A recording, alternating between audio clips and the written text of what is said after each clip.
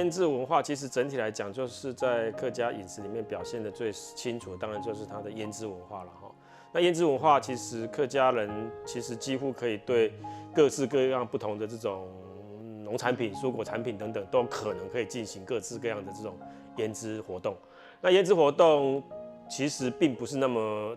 狭隘或者单一或者是固定。其实像以芥菜来讲的话，你不同的腌制程序、不同腌制的这个工序的发展，甚至不同的这种